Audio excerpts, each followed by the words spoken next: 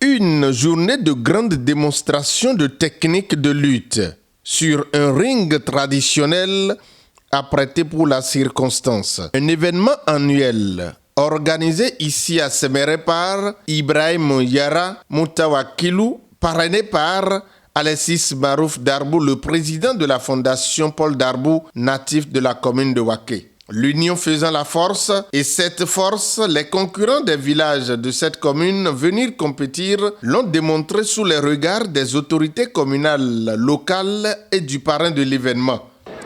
Une fois encore, Séméré donne la preuve d'être un peuple vaillant, un peuple uni. Cela nous réjouit beaucoup de savoir que la culture est célébrée à sa juste valeur dans les contrées de Séméré. Soutenant l'édition 2023 du rituel de la lutte traditionnelle ici à Séméré, Alexis Marouf Darbou n'a pas voulu se faire conter l'histoire et c'est ce qui justifie sa présence sur les lieux. Je suis très impressionné par l'organisation et le public qui est venu très nombreux aujourd'hui. Bravo. Concernant les lutteurs, je leur souhaite une très bonne fête. Il n'y aura pas de gagnant ni de perdant. Tout le monde sera vainqueur. Donc, ils ont tous mes encouragements. Devant un public composé de supporters et de curieux venus soutenir les lutteurs, les compétiteurs n'avaient qu'à démontrer leur puissance. De la force, du poids lourd au poids léger, chacun adoptait des techniques de gagnant. Respectivement, Moukaïla Maman et Ibrahim Yara reviennent sur l'origine de l'événement et parlent de l'organisation de cette édition 2023. Un rituel qui a démarré avec nos ancêtres. Et certains étaient partis à la chasse. Généralement, ça commence avec les chasseurs là, qui rencontrent des génies. Et les génies étaient en train de fêter parce qu'il y a eu la nouvelle nourriture pour eux.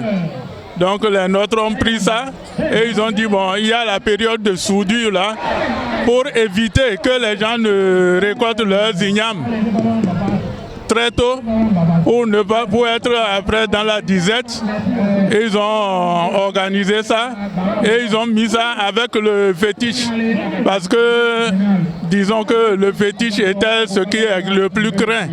Il n'y avait pas d'autres religions. Et c'est ainsi que la forêt sacrée a été choisie pour faire le début de ces festivités-là. Ça donne la fierté et les enfants aiment lutter.